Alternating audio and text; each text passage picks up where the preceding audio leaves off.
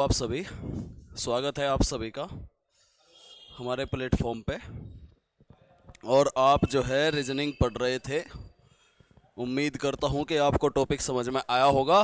आज की जो हमारी क्लास रहने वाली है इंडियन इकोनॉमी, कल मैं लेकर के आया था, सवाल सारे नहीं हुए थे तो उसके आगे के सवाल आज करेंगे। ठीक है जी, प्रैक्टिस सेट चल रहा है हमारा।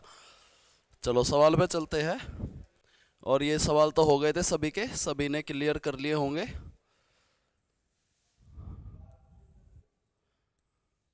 20 सवाल हो गए थे कल, है ना। आज 21वां सवाल चलेगा। ये रहा सवाल आप लोगों के सामने। सेल दे दो मुझे। भारत के किस राज्य में कोई क्षेत्रीय ग्रामीण बैंक नहीं है? क्षेत्रीय ग्रामीण बैंक मैंने कल भी बताया था, इनको हम बोलते हैं RRB, regional rural banks. Regional rural banks, इनकी जो स्थापना होती है रीजनल रूरल बैंक्स की, वो होती है जी 1975 में। कल यहां तक हुए थे ना सवाल हमारे। पिछला सवाल देखो क्या था, पिछला सवाल 20वां सवाल था देश में कुल कितने क्षेत्रीय ग्रामीण बैंक है, इनके बारे में मैं तुम्हें बता रहा था और बताया था कि 64 ग्रामीण बैंक है हमारे देश में कुल। तो आज जो अगला सवाल है कि ऐसा कौन सा राज्य है जिसमें एक भी आरआरबी नहीं है, कोई आरआरबी नहीं है, कोई आरआरबी नहीं है, बताओ, करो कमेंट।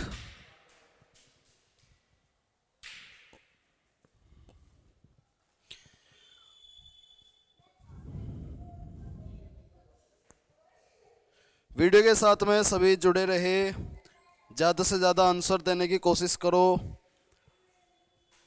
अगर गलती भी होती है तो उससे हमें सीखना है। अक्सर बोल रहे हैं मणिपुर और नागालैंड। दीपक दांगी वंदे मातरम जी।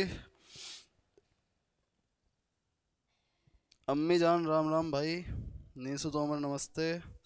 अरशद खान, आकृति चौहान राधे राधे। तानिया मलिक नमस्ते। गोविंद राम राम, सभी को राम राम। चलो जी करो कमेंट। देखो, भारत के किस राज्य में कोई भी क्षेत्रीय ग्रामीण बैंक नहीं है? आरआरबी की हम बात करते हैं। आरआरबी जो है 1975 में बना था, 1975 में। और 1975 में उस टाइम पे जो पंचवर्षीय योजना चल रही थी, ये सारी चीजें पंचवर्षीय योजना के माध्यम से आई है। उस टाइम पे पांचवी पंचवर्षीय योजना चल रही थी जी, पांचवी।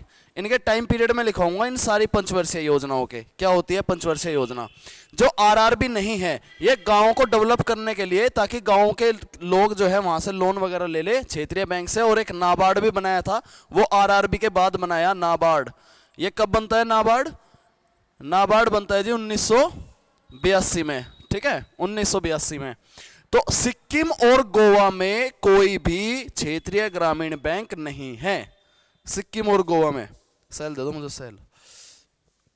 अगला सवाल देखो, नेक्स्ट क्वेश्चन। क्षेत्रीय ग्रामीण बैंकों को उनके प्रवर्तक बैंकों में विलय करने की संस्तुति किसने दी थी? यह कहा गया था कि जो क्षेत्रीय ग्रामीण बैंक खोले गए हैं, आरआरबी खोले गए हैं, उनको उनके प्रवर्तक बैंकों में विलय कर दो, उनको मिक्स कर दो। तो कौन सी समिति थी जिसने इसकी सिफारिश की थी? संस्तुति मतलब सिफारिश, रिकमेंडेशन। क्या नरसिम्हा समिति, क्या रंगराजन समिति, खुसरो समिति, या फिर फेरवानी समिति? आप कमेंट करो, मैं सेल चेंज कर लेता हूं। सत्येंद्र तोमर, जय हिंद भाई।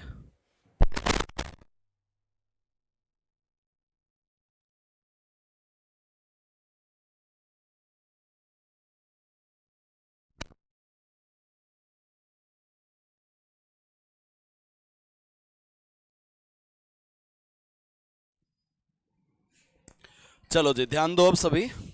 देखो, क्षेत्रीय ग्रामीण बैंक को उनके प्रवर्तक बैंकों में मिलाने की जो सिफारिश की थी, वो की थी खुसरो समिति ने। खुसरो समिति ने, ठीक है, ध्यान रखेंगे, खुसरो समिति ने। अगले सवाल पे आओ। भारतीय जीवन बीमा निगम, जिसको हम बोलते हैं एलआईसी, जीवन के साथ भी और जीवन के बाद भी, साथ में तो हो या ना हो, जीवन के बाद का बहुत महत्व ये सिखाते हैं, है ना। लाइफ इंश्योरेंस कॉरपोरेशन, तो ये क्या करती है कॉरपोरेशन, बीमा निगम। एलआईसी की स्थापना पूछिए, एलआईसी की स्थापना होती कब है, किस वर्ष होती है? एलआईसी का काम यह है कि आप लोगों को स्वास्थ्य बीमा देना। स्वास्थ्य बीमा के ऊपर बहुत योजनाएं चली हुई है सरकार की तरफ से भी। जीवन बीमा देना, ये बीमे का मतलब ये है कि अगर आपका स्वास्थ्य खराब हो जाए और आपके पास उस समय पैसे नहीं है तो आपने जो बीमा कराया हुआ था उसमें वो पैसे काम आ जाएंगे। इन्होंने एक जीवन का बीमा भी निकाल रखा है। एलआईसी मोस्टली काम करती है जीवन बीमा पे कि अगर आपकी एक्सीडेंटली डेथ हो जाए तो उस टाइम आपके परिवार को कौन संभालेगा। तो जो भी आपने थोड़ी बहुत जमा पूंजी कर रखी होगी जमा, वो बीमा के तौर पे एलआईसी आपकी डेथ के बाद, एक्सीडेंटल डेथ के बाद कुछ बीमा देती है एलआईसी। इसकी स्थापना गवर्नमेंट द्वारा की गई थी। कब की गई थी? 1956 में। ठीक है। अब इसके आधार पे, एलआईसी के आधार पे और भी बहुत सारी बीमा कंपनी आ चुकी है। प्राइवेट उसमें भी है कंपनी, क्योंकि ये प्राइवेट, हमारे देश की अर्थव्यवस्था कैसी है? मिश्रित अर्थव्यवस्था है।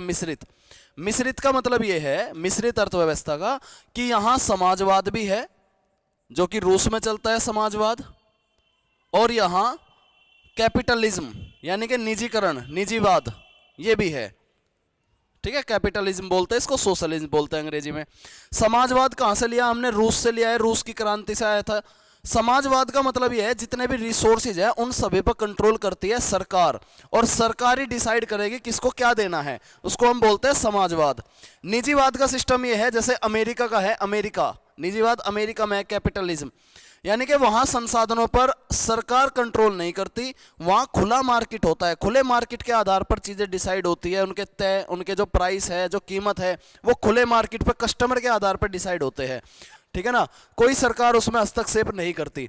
इसलिए वहां निजीवाद में, अमेरिका में क्या होता है? अमेरिका में कोई भी व्यक्ति अपना इनोवेशन का यूज करके कोई भी अपनी प्राइवेट कंपनी खोल लेगा, उसकी ग्रोथ भी होती है, और यही कारण है कि अमेरिका इतनी ग्रोथ में है। ठीक है ना। लेकिन हमने क्या किया? हम इतने अमीर भी नहीं थे जब हम देश आजाद हुई थी, इतने अमीर नहीं थे कि हमारे यहाँ निजीवाद ही चल जाए, और इतने भी सक्षम नहीं थे, इतने अमीर नहीं थे कि समाजवाद चल जाए, और इतने भी नहीं थे कि निजीवाद ही चल जाए। समझ गए ना। तो हमने कौन सी अर्थव्यवस्था अपनाई? पंडित जवाहरलाल नेहरू ने दोनों, एक मिश्रित अर्थव्यवस्था अपनाई। मिश्रित अर्थव्यवस्था, मिश्रित अर्थव्यवस्था का मतलब यह है कि सरकारी चीज भी रहेगी और प्राइवेट भी। जैसे आप देखते हो सरकारी स्कूल भी है तो प्राइवेट स्कूल भी है। ठीक है। तो उसी प्रकार एलआईसी जो बीमा कंपनी है, एक कॉर्पोरेशन है, एक निगम है, इसमें गवर्नमेंट का भी हस्तक्षेप होता है, और इसके अलावा कुछ प्राइवेट बीमा कंपनी भी है। प्राइवेट बहुत सारी खुल गई है, जैसे बजाज वालों की है ना, इस तरीके से। तो उनकी जो स्थापना हुई है वो 1956 में हुई है, एलआईसी की स्थापना। अगले सवाल पे आओ। भारतीय प्रतिभूति व विनियम बोर्ड, इसको अंग्रेजी में बोलते हैं सेबी। सेबी। और ये प्रतिभूति होता है स्टॉक, स्टॉक, इसकी फुल फॉर्म है stock exchange board of India. Stock exchange, कहां देखते हो आप स्टॉक एक्सचेंज? स्टॉक को एक्सचेंज करना शेयर मार्केट में। बढ़िया, शेयर मार्केट में स्टॉक बोर्ड ऑफ इंडिया। इसका काम यह है, देखो जब भी कोई कंपनी खुलती है, कोई बड़ा व्यापार होता है, तो उसको स्टॉक मार्केट में लिस्ट कराया जाता है, शेयर मार्केट में। शेयर मार्केट में सेंसेक्स और निफ्टी, ये दो जो है स्केल है, सेंसेक्स और निफ्टी। निफ्टी का मतलब होता है 50 बड़ी कंपनियां, वो निफ्टी में है, सेंसेक्स में कोई भी है। इसी सेंसेक्स से पता चलता है हमारे देश में कि मार्केट में कितना उतार और कितना चढ़ाव है, मार्केट कहां जा रहा है। ठीक है। मार्केट का मतलब यह है कि उस मार्केट में, हमारे देश की मार्केट में जो बड़ी बड़ी कंपनियां हैं, जो कंपनी है वो कितना ग्रो कर रही है, इस देश में कंपनियां कितना ग्रो कर रही है। ठीक है। अर्थव्यवस्था कैसे सुधार रही है वो कंपनी। लेकिन वो कंपनी, कोई भी कंपनी अगर खोलनी होती है तो किसी व्यक्ति के पास इतना रिसोर्सेज या इतना पैसा नहीं है कि वो खुद के पैसों पे एक बड़ी कंपनी बना ले। वो क्या करता है? अपनी जमा पूंजी, अपने साथियों, अपनी टीम बना करके पहले एक कंपनी खोलेगा, उसको लिस्ट कराएगा प्राइवेट लिमिटेड, फिर उसको शेयर मार्केट में लेके जाएगा, और शेयर मार्केट में उस कंपनी की वैल्यूएशन के आधार पर, वैल्यूएशन के आधार पर उसके शेयर बढ़ जाएंगे। क्या बढ़ जाएंगे? शेयर्स बढ़ जाएंगे, शेयर्स, कंपनी के शेयर्स बढ़ जाएंगे। ठीक है। अब ये शेयर्स क्या है कि मान लो एक कंपनी के 100 शेयर बना दिए और ये कहा कि एक शेयर की कीमत जो है 300 रुपए है, एक शेयर की कीमत। ठीक। तो कोई जो आदमी है, जो आम आदमी है, वो भी अपने पैसों से एक शेयर खरीद सकता है उस कंपनी का। 300 रुपए का एक शेयर खरीद लिया। अब यहां कंपनी वाले काम करेंगे, क्योंकि कंपनी के पास ये पैसा चला गया, ये 300 रुपए कंपनी के पास चले गए, और 100 शेयर है टोटल, 100 शेयर है तो कितना हो जाएगा? ये लगभग 30,000। ठीक है जी। 30,000 रुपए कंपनी के पास चले गए। अब जैसे ही कंपनी ग्रो करी, कंपनी की वैल्यूएशन बढ़ी, तो कंपनी की वैल्यूएशन बढ़ी तो यहां उसका जो शेयर है उसकी भी कीमत बढ़ गई। अब मान लो वो 315 रुपए का हो गया, तो 15 रुपए का प्रॉफिट आम आदमी को भी होता है और प्रॉफिट जो है कंपनी को भी होता है। तो इसको कंट्रोल करने के लिए एक बोर्ड बनाया गया, SEBI board, stock exchange board of India. Stock इनको कंट्रोल करने के लिए, क्योंकि ये बहुत बड़ा मार्केट है, अरबपति करोड़पति बन जाते हैं इस मार्केट में और लुट भी जाते हैं इस मार्केट में, ठीक है ना। तो लुट जाते हैं, तो वे कंपनी जो है कोई इलीगल काम ना करे, उसके लिए स्टॉक एक्सचेंज बोर्ड बनाया गया। और कब बनाया गया बताओ? हाँ 1988। शुभम पांडे बिल्कुल सही जवाब है, 1988 में भाई। सेबी जो है 1988 में बना था, ध्यान रखेंगे सभी। अगले सवाल पे आओ, 25वां सवाल। बात करते हैं किस वर्ष नाबार्ड, अभी बताया मैंने तुम्हें नाबार्ड कब बना था, नाबार्ड, ठीक है, वेरी वेरी इंपॉर्टेंट है ये, अर्थव्यवस्था में ऐसे सवाल आते हैं इकोनॉमिक्स से। नाबार्ड, ठीक है, राष्ट्रीय ग्रामीण और विकास बैंक, क्षेत्रीय विकास बैंक बोलते हैं इसको। बताओ कब बना था? आंसर मैं बता चुका हूं पहले, देखते हैं कितनों ने ध्यान दिया। हाँ शुभम पांडे, निफ्टी 50 भाई, 50-50 कंपनियों का वो होता है एक ग्रुप।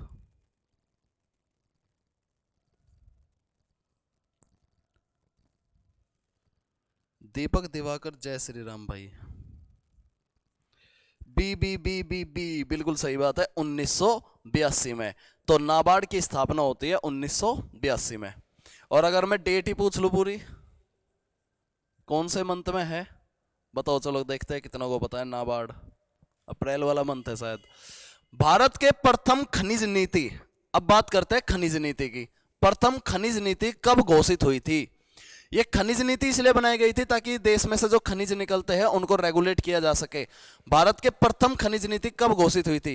1951, 1961, 1972 या फिर 1976? बताओ जी,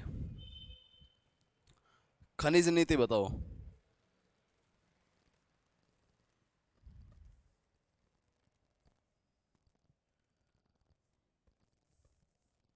तो कब हुई थी जी?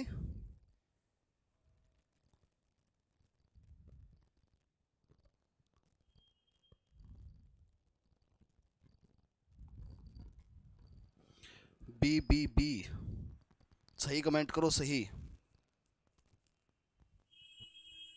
कुछ बच्चे सी बता रहे हैं। देखो पहली खनिज नीति, ये यूपी जीके में भी पढ़ाया था मैंने तुम्हें। पहली खनिज नीति 1951 में आई थी, ए ऑप्शन सही रहेगा। 1951 होगा भाई, 1951। 1972 है, एक सेकंड, मुझे ध्यान है कि 1951 है।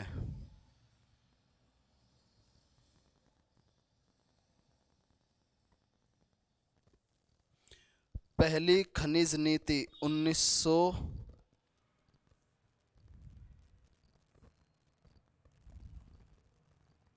एक सेकंड रुक जाओ बस मैं चेक कर लेता हूँ।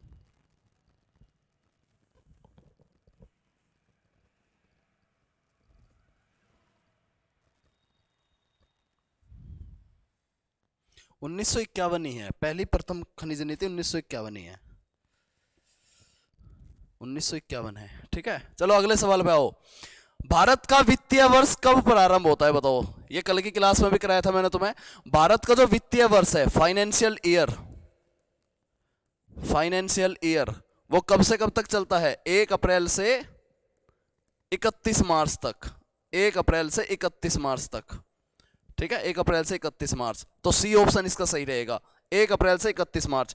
इसी तर्ज पर जो बैंक है, बैंक आरबीआई, आरबीआई जो बैंक है, आरबीआई बैंक, इसका जो लेखा वर्ष है, लेखा वर्ष, वो कब बताया था आपको? लेखा वर्ष आरबीआई का, आरबीआई का लेखा वर्ष बताया था मैंने तुम्हें, जुलाई से जून तक, 1 जुलाई से 30 जून तक ये चलता है।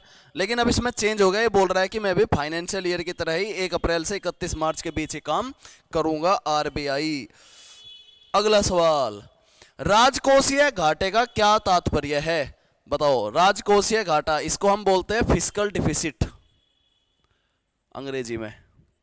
राजकोषीय घाटा मतलब राजकोष में घाटा हो गया है। राजकोषीय घाटा का फॉर्मूला कैसे निकलता है? अगर जितना खर्चा हुआ कुल व्यय, उसमें से मैं क्या घटा दूं, जितना भी खर्चा हुआ उसमें से मैंने घटाया कि राजस्व प्राप्तियां प्लस ऋण की वसूली प्लस विनिमय विनिवेश से प्राप्तियां, विनिवेश से प्राप्तियां, या फिर कुल खर्चे से कुल प्राप्तियां, या कुल खर्चे से अगर माइनस कर दूं राजस्व प्राप्तियां या विनिवेश से प्राप्तियां, प्राप्तियां मतलब गेन्स जो मिले हैं, या फिर कुल खर्चे से मैं विनिवेश से प्राप्तियां माइनस कर दूं। बताओ जी।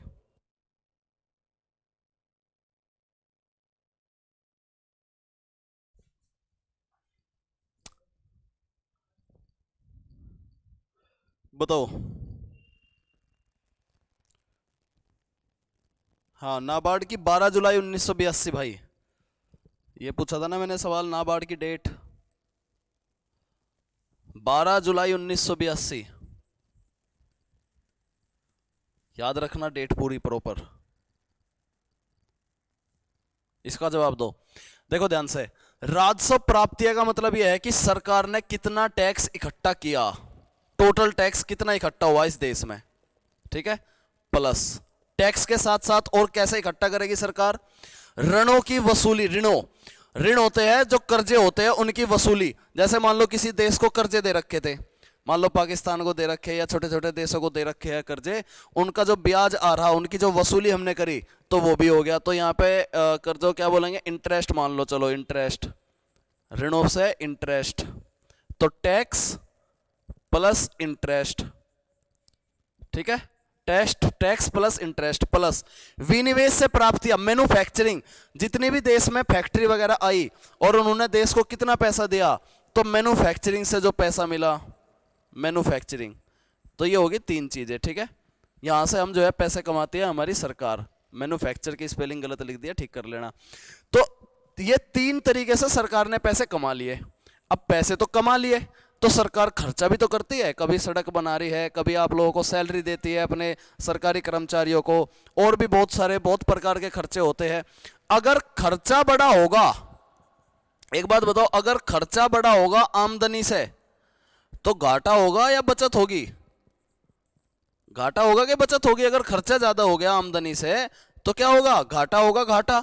अब सरकार ने इतने पैसे कमा लिए लेकिन खर्चा ज्यादा कर दिया, तो खर्चा बड़ा है, बड़ी चीज में से ही हम छोटी चीज घटाते हैं, तो बड़ी चीज में से छोटी चीज घटाई, ये तो आमदनी है, ये खर्चा है, खर्चे में से आमदनी घटाएंगे, इसका मतलब घाटा आएगा, तो ए ऑप्शन इसका सही रहेगा, ठीक है जी, ए ऑप्शन सही रहेगा। ये इतनी सारी चीज जुड़ेगी, टैक्स भी, इंटरेस्ट भी, मैन्युफैक्चरिंग भी, वहां से जितनी आमदनी हुई उसको खर्चे में से घटा दो, व्यय का मतलब होता है एक्सपेंडिचर, खर्चा, तो क्या निकल के आएगा, फिस्कल डिफिसिट निकल के आएगा, राजकोषीय घाटा निकल के आएगा। बताओ, क्लियर है बात, समझ आया सभी को? अगले सवाल पे चलते हैं, अगले सवाल पे आओ। क्लास आपको कैसी लगती है कमेंट में जरूर बताओ, समझ में आता है कि नहीं आता, ठीक है। भारत का आर्थिक सर्वेक्षण प्रतिवर्ष किसके द्वारा प्रकाशित किया जाता है? आर्थिक सर्वेक्षण और बजट दोनों में अंतर होता है। आर्थिक सर्वेक्षण और बजट, बजट क्या होता है, आर्थिक सर्वेक्षण क्या होता है, इसको समझ लो मोटा मोटा सा। आर्थिक सर्वेक्षण ये दोनों के दोनों जो है वित्त मंत्रालय द्वारा किया जाता है। आर्थिक सर्वेक्षण वित्त मंत्रालय इसको लेकर के आता है उसमें सदन में, ठीक है। बजट क्या होता है, बजट आता है जी आपका फरवरी मंथ में, फरवरी मार्च में, फरवरी मार्च, ठीक है। बजट तो होता है कि आने वाले टाइम पे, आने वाली साल में हम देश में कहां कहां खर्चा करेंगे, उसको हम बोलेंगे बजट, यानी कि ये बात करता है आने वाले साल में, आने वाले साल में कितने रुपए कहां खर्च होने हैं देश में, वो बजट में गिना जाता है। और आर्थिक सर्वेक्षण कि पिछले साल में कितने रुपए खर्च हो चुके हैं, पिछले साल में सरकार ने कहां कहां खर्चा किया है, वो आर्थिक सर्वेक्षण आता है। और उसको सदन में तो वित्त मंत्रालय, वित्त मंत्री द्वारा, लेकिन प्रकाशन पूछा है उसने, प्रकाशित किसके द्वारा किया जाता है, तो प्रकाशित किया जाता है जी सीएसओ द्वारा। कल भी बताया था मैंने तुम्हें, सीएसओ क्या है, सेंट्रल स्टेटिस्टिकल्स ऑर्गेनाइजेशन, जिसको मिक्स कर दिया है एनएसओ के साथ में, और 2019 से बन गया है वो एनएसएसओ, एनएसएसओ 2019 से, ठीक है, तो इसके द्वारा वो प्रकाशित होता है। अब बजट का क्या मतलब है, कैसे बजट डिक्लेयर करते हैं लोग, ध्यान से समझो।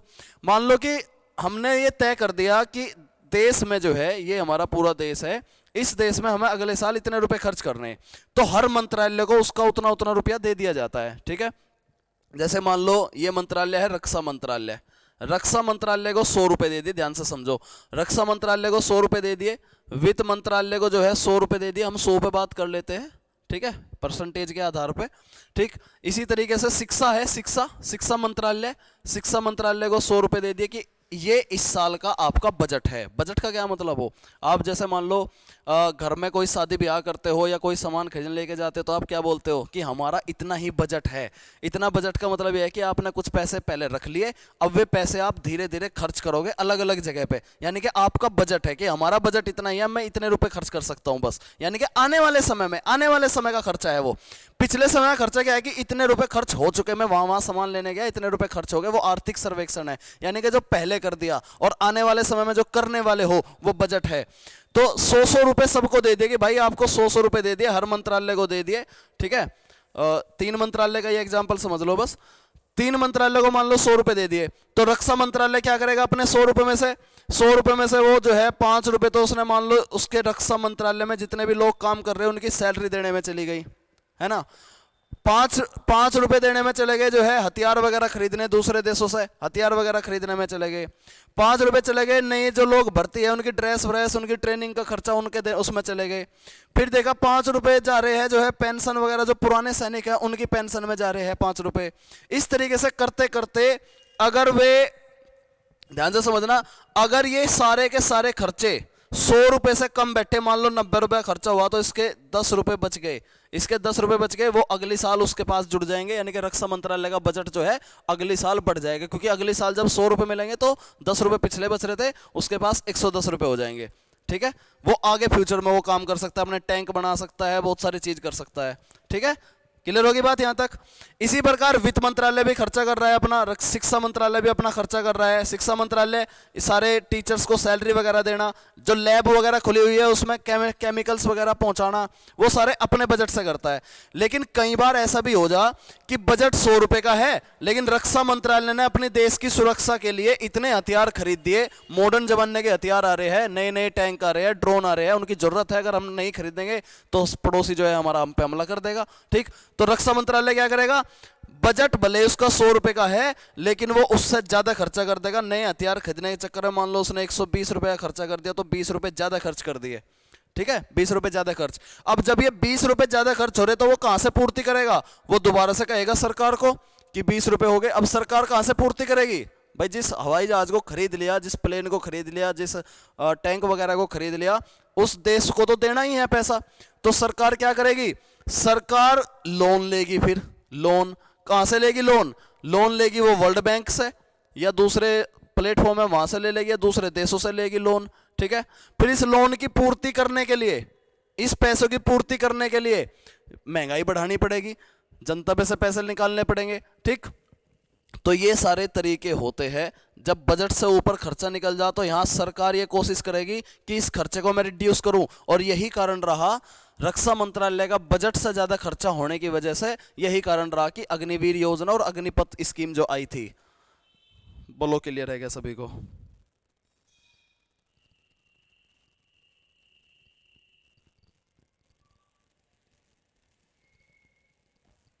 तुम्हारी बात मुझे समझ नहीं आई अम्मी जान।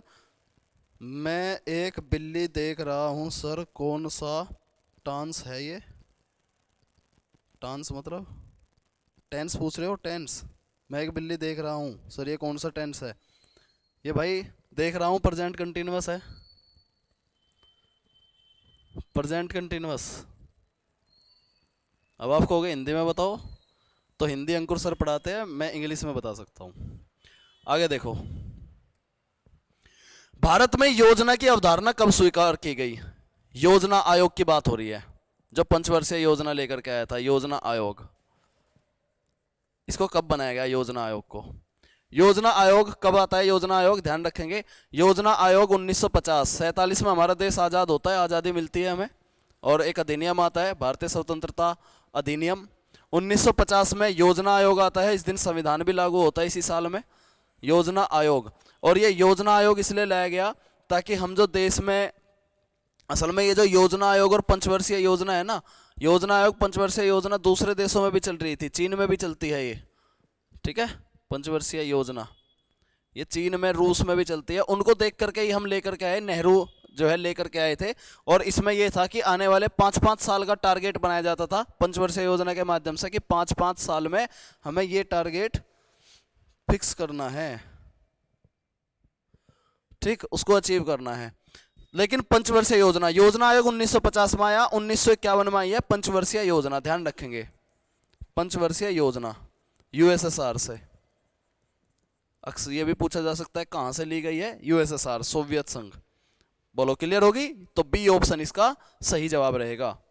नेक्स्ट क्वेश्चन, भारत में पंचवर्षीय योजना को अनुमोदित करने वाली सर्वोच्च संस्था कौन सी है? अनुमोदन बोल रही है, अनुमोदन, यानी कि इस संस्था के द्वारा बताया जाता था पंचवर्षीय योजना का टारगेट क्या रहेगा, पंचवर्षीय योजना को कैसे लागू करना है, उसका अचीवमेंट क्या रहेगा, ठीक है। तो कौन करती थी अनुमोदन, बताओ? क्या नीति आयोग? ये तो बाद में आया, इसका पंचवर्षीय योजना से संबंध ही नहीं है। या केंद्रीय कैबिनेट, या राष्ट्रीय विकास परिषद, या संसद? कौन सा ऑप्शन आपको सही लग रहा है? वी फुकरे 15 मार्च 1950, बिल्कुल।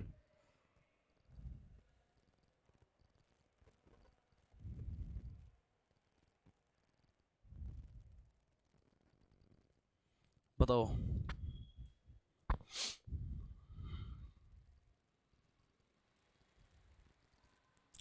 दीपक दंगी सर, क्लास बहुत अच्छी है, थैंक यू भाई।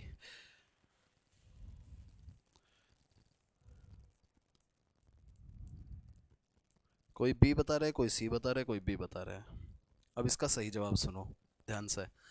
भारत में पंचवर्षीय योजना को अनुमोदित करने वाली जो संस्था है उसका नाम है राष्ट्रीय विकास परिषद, एनडीसी बोलते हैं इसको, नेशनल डेवलपमेंट काउंसिल, एनडीसी नाम सुना होगा आपने। और अक्सर सवाल में यह भी पेपर बन जाता है कि एनडीसी के जो अध्यक्ष होते हैं वो कौन होते हैं?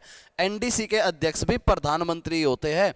जैसे योजना आयोग के अध्यक्ष प्रधानमंत्री होते हैं, ऐसे ही एनडीसी के अध्यक्ष भी प्रधानमंत्री होते हैं। और इसी राष्ट्रीय विकास परिषद में एक, ये तो है राष्ट्रीय विकास परिषद, एक होती है क्षेत्रीय विकास परिषद, क्षेत्रीय, ये भी सवाल बन सकता है, क्षेत्रीय विकास परिषद।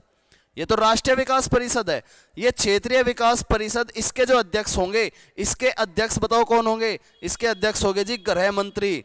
ध्यान देना, क्षेत्रीय वाले के अध्यक्ष होते हैं गृह मंत्री, और राष्ट्रीय अध्यक्ष होते हैं राष्ट्रीय विकास परिषद के प्रधानमंत्री। ये परिषद यही बताती है कि पंचवर्षीय योजना का अचीवमेंट क्या रहेगा, टारगेट क्या रहेगा, उसका अनुमोदन करती है राष्ट्रीय विकास परिषद। और राज्य के जो मुख्यमंत्री होते हैं, राज्य के मुख्यमंत्री, वो अपने राज्य को रिप्रेजेंट करते हैं इस राष्ट्रीय विकास परिषद में, ठीक है, राज्य के मुख्यमंत्री।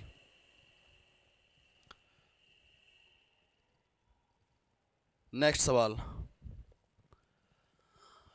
निम्नलिखित में से कौन सुमेलित नहीं है?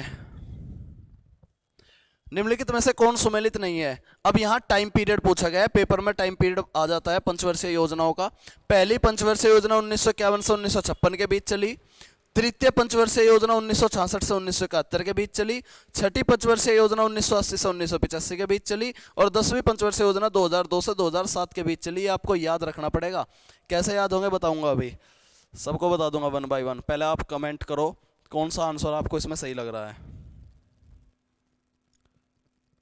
सवाल का जवाब आ चुका है, बढ़िया बढ़िया।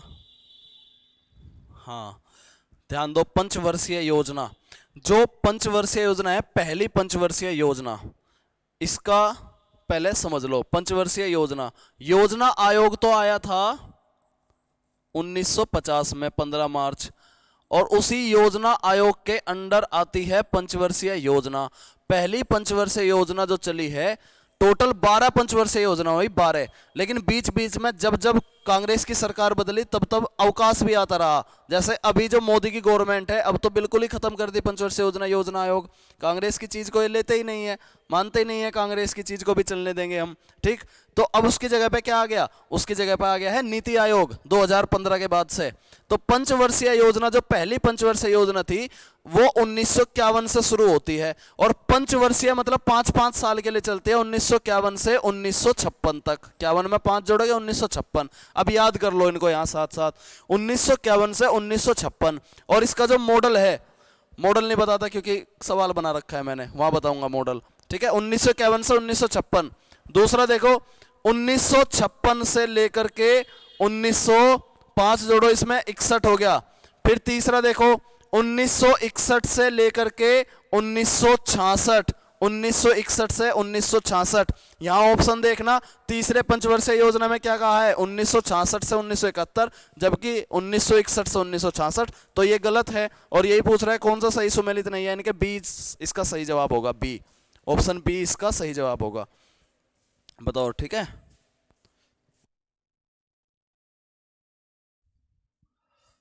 ठीक है जी। आगे देखो। अच्छा, अब ध्यान देना इनमें कैसे कैसे याद होगी है पंचवर्षीय योजना। 1951 से 1956, 1956 से 1961, 1961 से 1966। यहां एक डंडा खींच दो। विषम संख्याओं के बाद, विषम संख्या क्या होती है 1, 3, 5, 7, हर विषम संख्याओं के बाद कुछ ना कुछ गड़बड़ हुई, तो ध्यान देना 1, 2, 3 विषम संख्या आ गई, यहां अवकाश आता है। और जो ये अवकाश था ये था 1966 से लेकर के 1969, 3 साल का अवकाश रहा है ये, 1966 से 1969। इसको हम बोलते हैं योजना अवकाश, योजना अवकाश। ठीक है जी, क्लियर है बात। फिर देखो फोर्थ जो चलती है, फोर्थ चलती है जी 1969 से लेकर के, इसमें 5 जोड़ेंगे तो 1974 तक, चौथी पंचवर्षीय योजना। पांचवी पंचवर्षीय योजना चलती है 1974 से लेकर के 1978 तक। ये 4 साल के लिए ही चलती है। मैंने बताया ना विषम संख्या में गड़बड़ हो रही है, यहां एक लाइन खींच दो। पहले 3 में गड़बड़ हुई, फिर दूसरी विषम संख्या 5 है उसमें गड़बड़ हुई कि ये 4 साल की पंचवर्षीय योजना रही है, 4 साल की। ठीक है, आगे कहां बताऊं,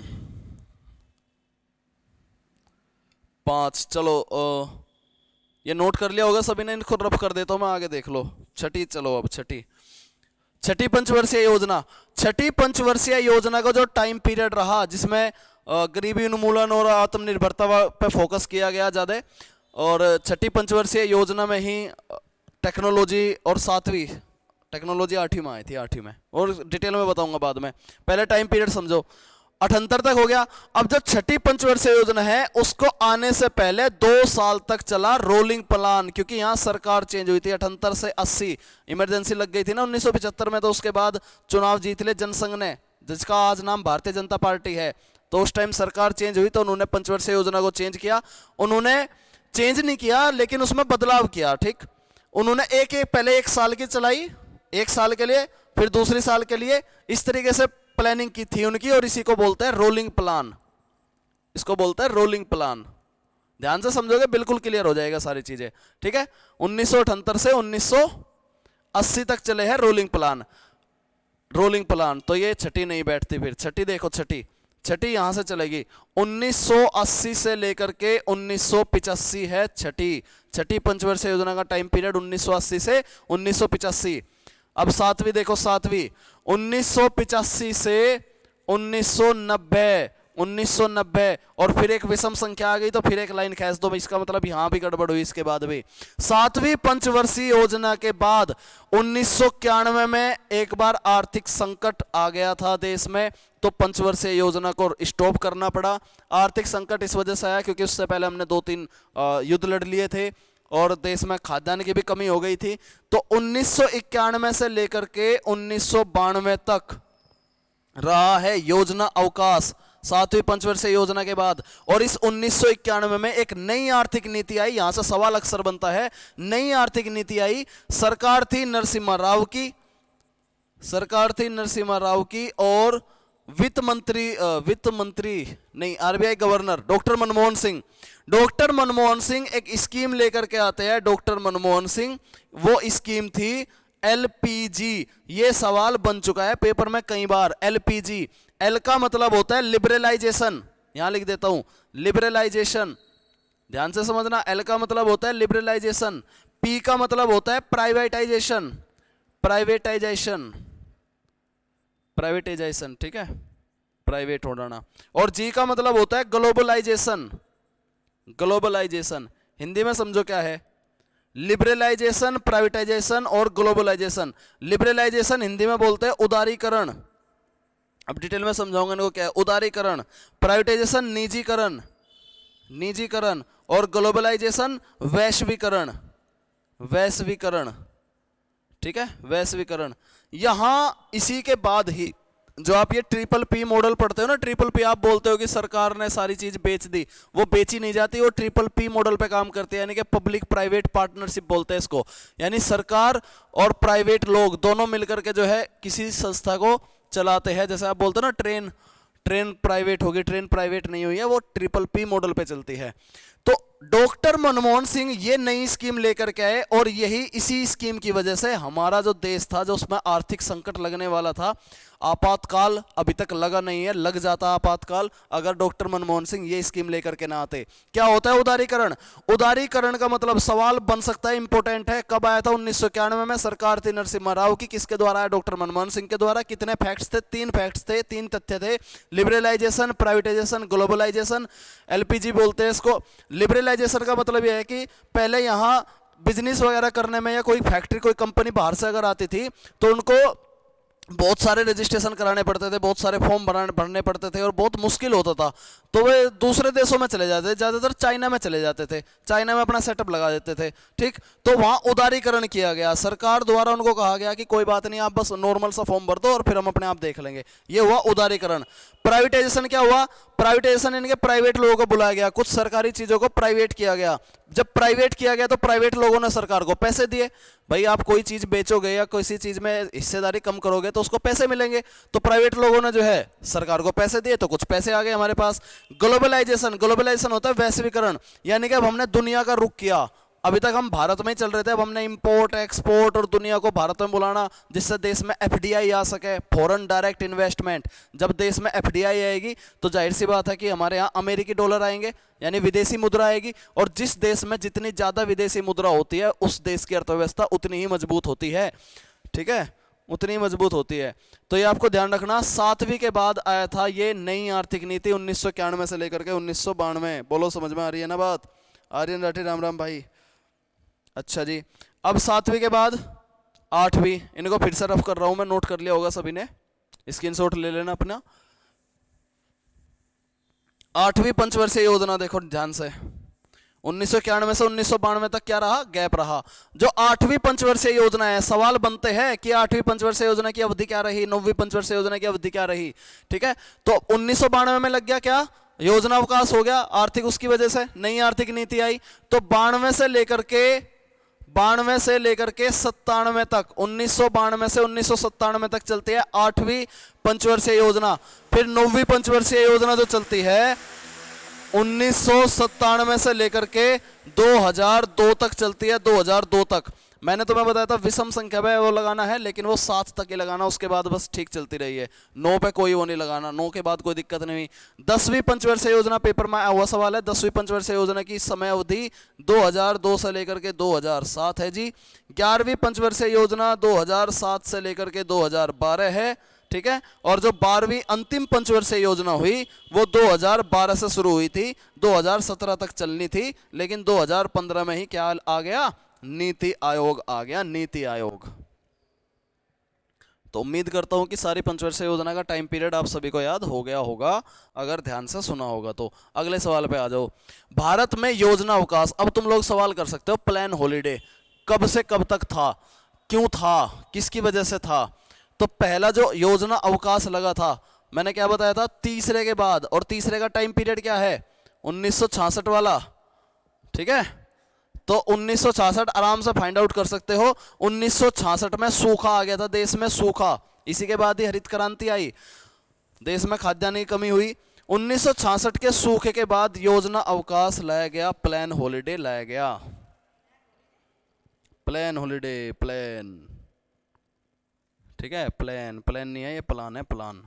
प्लान होता है मैदान, प्लान हॉलीडे है ये, प्लान हॉलीडे। सभी की राम राम भाई। आगे देखो, निम्नलिखित में से सही क्या है? बताओ, निम्नलिखित में से सही क्या है? गलत सब ढूंढते हैं, हम सही ढूंढेंगे।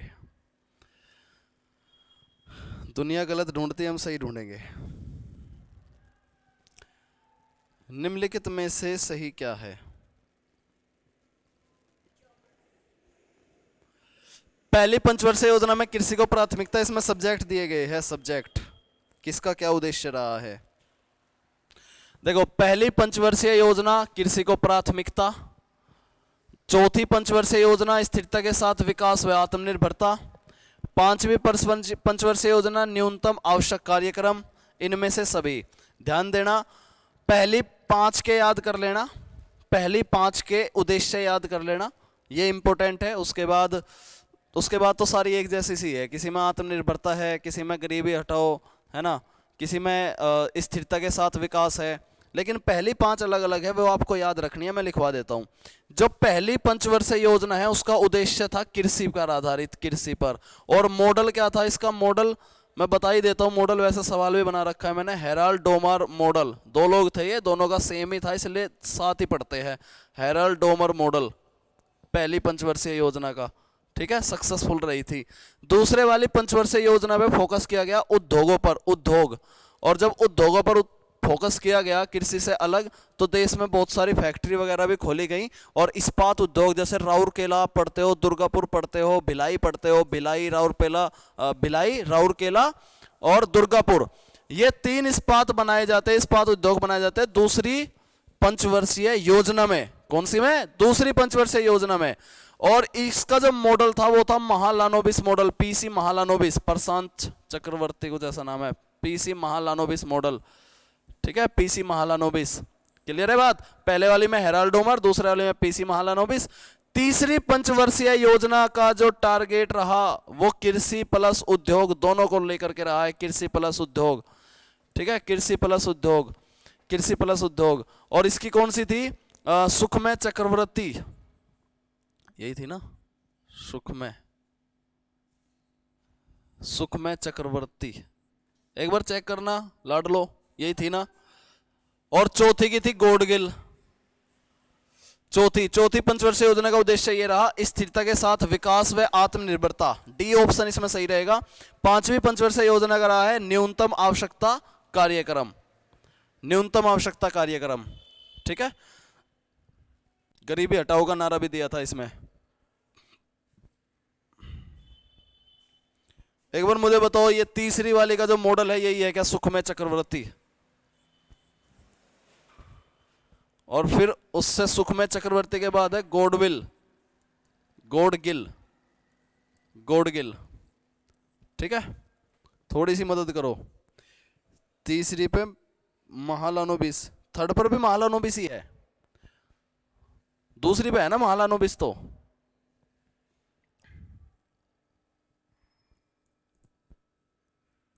चलो आगे बढ़ो, कमेंट करके बता देना। अगला सवाल देखो, प्रथम पंचवर्षीय योजना विकास किस मॉडल पर आधारित थी? देखो सवाल आ गया है ये, प्रथम पंचवर्षीय योजना विकास किस मॉडल पर आधारित था? तो पहला पंचवर्षीय योजना जो विकास था वो किस मॉडल पर आधारित था? सभी दे सकते हैं जवाब, बिल्कुल हेराल्ड डोमर मॉडल पर। हेराल्ड डोमर मॉडल, पहली पंचवर्षीय योजना वाला मॉडल। आगे देखो अगला सवाल, थोड़े रह गए अब। द्वितीय पंचवर्षीय योजना का प्रारूप किसने तैयार किया था? तो द्वितीय वालों का था, द्वितीय वाले कौन था? पीसी महालानोबिस, पीसी महालानोबिस, ठीक है, पीसी महालानोबिस। फोर्थ का था गॉडगिल, सुखमय चक्रवर्ती है थर्ड का।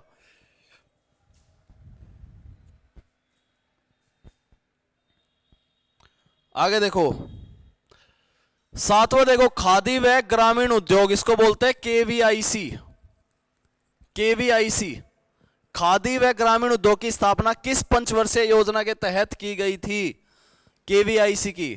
उद्योग की बात हो रही है, आराम से कॉमन सेंस लगा के दे सकते हो जवाब।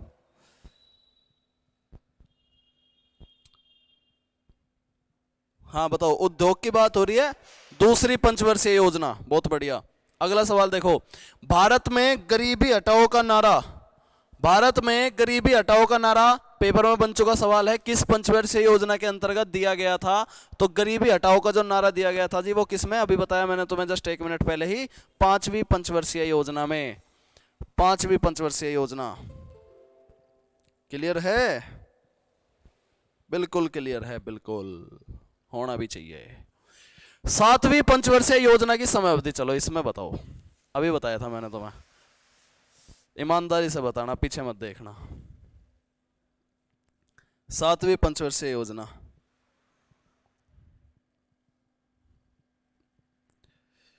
तानिया मलिक, रीमा सरोज, नीसू तोमर, आकृति चौहान, रीमा सरोज, वी फुकरे, नीसू तोमर। बिल्कुल सही जवाब है। 1985 से लेकर के 1990 में 7वीं रही है। ठीक है, बढ़िया। और उसके बाद क्या आया था? 7वीं पंचवर्षीय योजना के बाद 1991 में नई आर्थिक नीति आई थी, जिसमें क्या बना था? एलपीजी बना था। सरकार नरसिम्हा राव की थी, मनमोहन सिंह के द्वारा आई थी। एल का मतलब लिबरलाइजेशन, प्राइवेटाइजेशन एंड ग्लोबलाइजेशन। अगला सवाल, 10वीं पंचवर्षीय योजना की अवधि बताओ। 10वीं पंचवर्षीय योजना की अवधि, 10वीं पंचवर्षीय योजना की अवधि, ध्यान देंगे सभी जितने बच्चे जुड़े हुए हैं। आपकी एक आर्ट एंड कल्चर की वीडियो जो है अपलोड कर दी है हमने, आर्ट एंड कल्चर की यूपी, उसमें ट्रिक के माध्यम से मैंने तुम्हें याद करा। एक क्लास जो है आर्ट एंड कल्चर की, उसमें क्या क्या करा दिया? उसमें उत्तर प्रदेश के उत्सव कराए, उत्सव, उत्तर प्रदेश के मेले कराए, मेले। ठीक है, उत्तर प्रदेश के मेले कराए, नृत्य कराए, शास्त्रीय नृत्य, लोक नृत्य। ठीक, ये सारे टॉपिक मैंने कराए और वो आपको इस वाले चैनल पे मिलेंगे, SSAS वाले पे। एक छोटी सी वीडियो है, रिकॉर्डिंग वीडियो है, जाके देख लेना। ठीक है, 10वीं पंचवर्षीय योजना, बहुत सारी चीज आपको जो है इन दोनों चैनल को विशेष तरीके से जुड़ जाना है इनके साथ में। ठीक है ना? तो 10वीं पंचवर्षीय योजना 2002, हाँ 2002 से लेकर के 2007, सी बिल्कुल सही। ठीक है जी, तो शायद खत्म हो गया होगा। 40 नहीं, एक और है। नीति आयोग का गठन किस वर्ष किया गया था? नीति आयोग का गठन, नीति आयोग का गठन किया गया है कब? 2015 में। नीति आयोग का गठन हुआ है जी 2015 में। अगला सवाल, खत्म। तो इस तरीके से आपकी आज की क्लास इकोनॉमिक्स हो जाती है कंप्लीट। पूरी इकोनॉमिक्स हो चुकी है, हर प्रकार के अच्छे सवाल में लेकर के आ गया हूँ हर टॉपिक से। बैंक का भी सिस्टम करा हमने इसमें, बैंक टॉपिक का, और पंचवर्षीय योजना भी कभी किया, और जो दूसरे संस्थान है उनका भी किया। ठीक है, ये हमारा कोर्स है, इस पर एडमिशन चालू है, आप ले सकते हो। जो इंटरेस्टेड बच्चे हैं आपको अच्छी चीज़ मिलेगी यहाँ पर। और एक चीज़ और सुनो ध्यान से, एक चीज़ और है, आज आप लोगों के लिए, सुनेंगे एक बार सभी एप्लीकेशन वाले बच्चों, और वैसे भी सुन लो, एप्लीकेशन पे आप लोगों के लिए हम लोगों ने अपलोड कर दिए हैं, कर देंगे घंटे में, hand written notes, hand written notes. ठीक है, कौन से है? एक तो पॉलिटी का है, एक जियोग्राफी है, एक जो है पॉलिटी हो चुकी, जियोग्राफी हो चुकी है, एक इकोनॉमिक्स है। इन तीनों के हैंड रिटन नोट्स एप्लीकेशन पे अपलोड कर देंगे। बाकी जो जो क्लास होती रहेगी उसके भी नोट्स आपको अपलोड मिल जाएंगे। और करंट अफेयर के भी हैंड रिटन नोट्स है, करंट अफेयर के भी करेंगे। पहले इनको पढ़ लेना, इन तीनों को, क्योंकि ये तीनों सब्जेक्ट तुम्हारे हो चुके, ये 2-2 घंटे में तुम कवर कर लोगे। एकदम से सारी चीज़ अपलोड नहीं कर रहा मैं, क्योंकि बर्डन हो जाएगा, आप पढ़ नहीं पाओगे, फायदा कुछ नहीं है फिर। ये एप्लीकेशन पे दोनों बैच में है, जिसने बैच नहीं लिया, बैच की कीमत वहाँ 390 रुपये है, कोई इतनी बड़ी फीस नहीं है। आप लोग वहाँ आपको बहुत कुछ मिल जाएगा, अभी भी ले सकते हो एडमिशन। रिकॉर्डिंग वीडियो भी देख सकते हो उस पर जो पिछली पड़ी है। ठीक, नौकरी लग गई ना एक बार, 40,000 रुपये मिलेंगे महीने में, सारा TA DA सब कुछ मिला करके कम से कम इतने मिल जाएंगे। तो इतने से पेमेंट से अगर आपको बहुत अच्छी चीज़ मिल रही तो उसको ले लेना। एप्लीकेशन पे ये तीनों नोट्स आज हैंड रिटन नोट्स प्रोवाइड कर दिए। इसकी ब्रह्मास्त्र सीरीज बना दी, वो भी अपलोड हो चुकी है, इसकी बन जाएगी, कल तक हो जाएगी अपलोड, कल परसों, और इसकी भी, क्योंकि दोनों क्लियर हो गए। ठीक है, हम अपने प्रॉमिस पे पूरे वाकिफ है, आप लोग भी हो जाओ। चलो, क्लास कैसी लगी कमेंट में ज़रूर बताना। Thank you everyone. तनख्वाह